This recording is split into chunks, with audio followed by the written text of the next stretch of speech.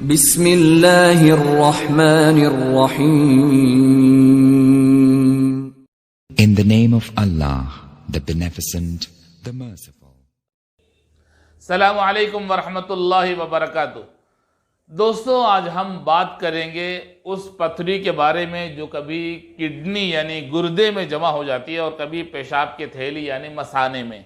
उस पथरी से आदमी सख्त दर्द महसूस करता है और इंतहाई तकलीफ़ होती है। और ऐसा नहीं कि ये किसी ख़ास जगह में हो, बल्कि कमर से शुरू होकर नीचे पेशाब की थैली के अतराफ अकनाफ तक पूरा हिस्सा दर्द से तड़पता है और आदमी बेकरार हो जाता है, नाकाबिल बर्दाश्त दर्द होने लगता है।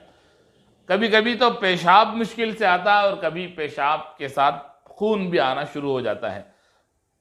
ऐसे मौके पर दो बातें हैं, एक है एहतियात और दूसरा है इलाज। बहुत मशहूर शायर ने बहुत पहले कहा था कि जहां तक काम चलता हो ग़िज़ा से, वहां तक चाहिए बचना दवा से। जहां तक हम ग़िज़ा से इलाज कर सकते हैं, इलाज कीजिए, और फिर ज़रूरत पड़े तो दवा भी इस्तेमाल कर सकते हैं।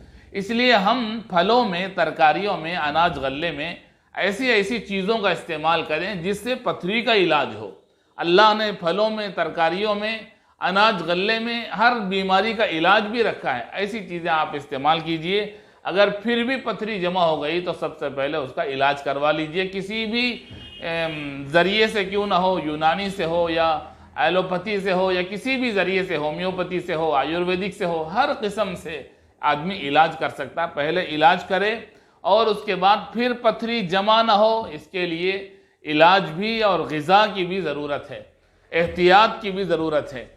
एहतियात ये है कि आदमी पानी ज़्यादा पिए, पानी खूब इस्तेमाल करे। इसलिए कि मैंने जो वीडियो दिया है आपको, उसके थंबनेल में मैंने उसकी तस्वीर दी है कि किडनी से होते हुए पेशाब की थैली तक पानी पहुंचता है। किडनी साफ कर देता है पेशाब को और वहाँ से पानी उतरता है पेशाब की थैली में और फिर पेशाब बाहर आ जाता है। अगर किडनी में ख़राबी हो तो उसका असर ज़रूर पेशाब की थैली पर पड़ता है। किडनी में अगर पत्थर जमा हो तो उसका असर पेशाब की थैली में पड़ता है। इसलिए किडनी की हिफाजत बहुत ज़रूरी है। अगर किडनी के काम करने का तरीक़ा और ढंग आप देखें कितना काम करता है वो, तो फिर ये बीमारी आपको ऐसा लगेगा कि ये तो दिल की बीमारी से ज़्यादा है, किडनी की बीमारी हर बीमारी से ज़्यादा है। 40 साल हो जाने के बाद हर आदमी को एक मर्तबा किडनी चेकअप करवा लेना चाहिए कि मेरा किडनी किस तरह काम कर रहा है, उसका फंक्शन क्या है। उसमें कोई ख़राबी हो तो उसमें जल्द इलाज करने में आसानी हो जाती है।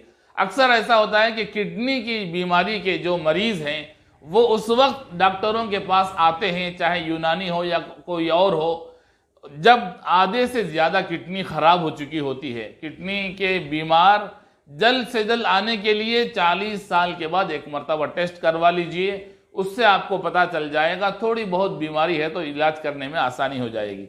तो मैं अर्ज़ किया कि पानी आपको ज़्यादा पीना चाहिए, पानी का इस्तेमाल ज़्यादा करना चाहिए। और वो लोग जिनको रात में पानी पीने की वजह से बार बार पेशाब के लिए जाना पड़ता है, रात में कई मरतबा, उसकी वजह से आपकी नींद में खलल आ रही है, तो ऐसे लोग मगरिब के बाद से पानी न कम पिए, दिन भर तो खूब पानी पिए, 2 लीटर 3 लीटर 4 लीटर पानी पिए और पेशाब निकलेगा, पूरा निज़ाम साफ होगा, अच्छा रहेगा।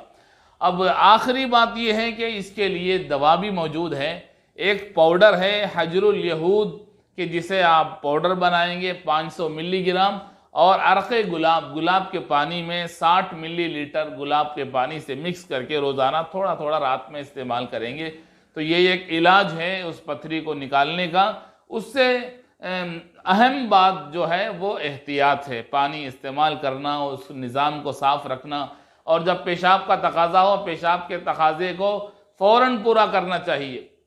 शरीयत इस्लाम में नमाज के मौके पर भी हुक्म दिया गया कि इतना सख्त तकाज़ा हो आपको पेशाब का तो ज़रूरी है कि आप पहले पेशाब कर लें, नमाज उसके बाद पढ़ें। ऐसे वक्त में नमाज पढ़ना भी सही नहीं है, इसलिए कि आपकी का पूरा दिमाग और आपके जिस्म का पूरा निज़ाम उस तरफ है, आप पेशाब रोके हुए हैं और इतनी तकलीफ़ में आप नमाज क्यों पढ़ेंगे। पहले पेशाब कर लीजिए, तकाज़ा पूरा कर लीजिए।